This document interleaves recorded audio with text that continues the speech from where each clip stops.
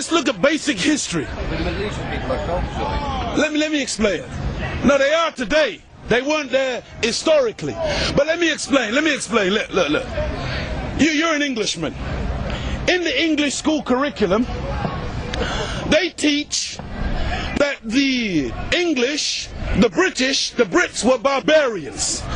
They were running around, beating each other in the head and doing all kinds of barbaric things. They were very uncivilized people. But some people came to teach them how to bathe and how to make roads and things like this. These people they identify as the Romans because there was a great Roman Empire. We agree. Then you go and study the Romans and find out where the Romans say they got their civilization from. Muhammad. They say they got it from the Greeks. Teach, Muhammad. So you say, oh, wonderful, Athenia and the Hellenistic period. So then you go and study the Greeks.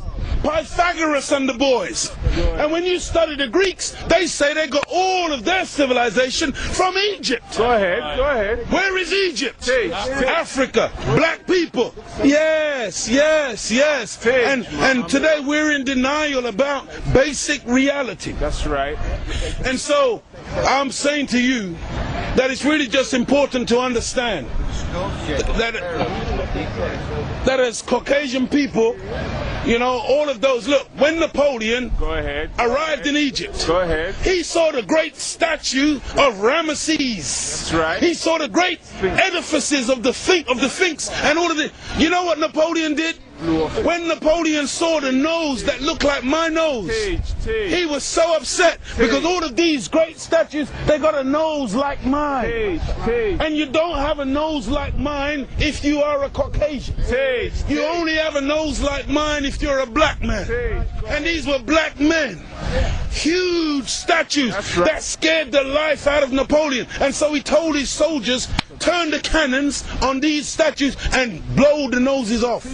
Because they were trying to hide the identity of the builders of the great Sphinx. Go there today. That's right. And you will see that they're black people. That's right. Egypt, the word Egypt means the land of the blacks. Kemet. The word Kemet. Of course, very few are dark today because of migration and the fact that black people have been pushed out and destroyed over the period of time that you have been here. This is why the white man, look, this is why, look, do you know that we were circumnavigating the entire planet thousands and thousands of years ago? But only 500 years ago, Caucasian people thought the world was flat. You thought that if you sailed too far out into the sea, you'd fall off the edge. But black people had already circumnavigated the entire globe. And so, we, as black people, you came into the Caribbean. If you read Columbus's log, he said he found paradise and a people who took gold for granted. We use gold for little artifacts, but it's no big deal to us. When the white man saw gold, he went mad. He called it a gold rush. And he started to kill people for a metallic object. The white man, he came into what he called a new world. And so all of a sudden you started to name things. So that's why you called it America, based on what was his name? Amerigo Vespucci, a Caucasian. That's why you called it Africa, based on the European explorer called Africanus. You went into America, you called it New York. That's right. Because it was new to you. New England. You called it New England. That's right. You called it New Zealand. You called it Newfoundland. Because it was new to you. But to us, we were already there. That's why we're called aboriginals. From Ab, meaning abstracted from the Father. Muhammad. From God himself. Original, meaning the first. But you won't find Caucasian people calling themselves aboriginal anywhere on the planet. Muhammad. Because you're the new man, Paul Newman. You're a brand new man to the planet. And I say again, because I know you think we're joking, and we don't back off from this one iota. We made you. We made you through a process of genetic engineering. 6,000 years ago, from one blood came all human beings. But we produced you from us. Because within us there are two germs. Teach. A black one and a brown one. Teach. This is not this is not insulting language. This is science. Teach. And we found within ourselves a contrary nature. All color spectrum. And so we engineered this from ourselves, and it was produced as a Caucasian human being. And the first one of you that came on the planet was just 6,600 years ago. What was the point that you mentioned? Humus. Look at this. Even the word human. You've heard the term of a darker hue. Human, meaning a dark man. Human, a man of color. That's why the topsoil of the earth is called humus. It is the dark organic material that gives life to the earth. Teach. Whenever you take away the dark organic material or you denature it, you're left with white granulated sand. Teach. Desert. You want to see those of us who think that white something to glorify in. No. You know, do you know that there's no such thing as a white mice found in nature? Teach. Do you know that all white mice were manufactured because they are weak, and that's the only kind of mice that they can really do laboratory experimentation on? Teach. And so they have produced them through genetic engineering. A white rabbit, you'll never find a white rabbit running in nature. That was put there from a laboratory. And so you got to understand that white intrinsically is the weaker side of black. White is not the strength. White is in fact the weak aspect.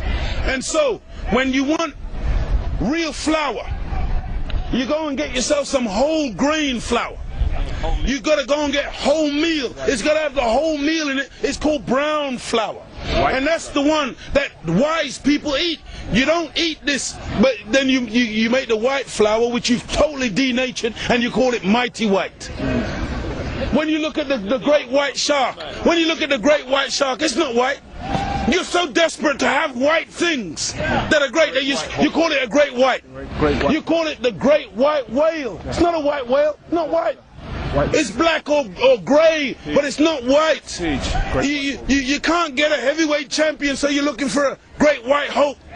You try and turn Frank Bruno into a white man in desperation. This is real. I'm saying it's a psychological thing with white people where you want to find your place. And your scientists and your historians, they spend so much time asking the question, where do we come from? Because they are puzzled as to your origin. They ask the question, why do we kill the way we do?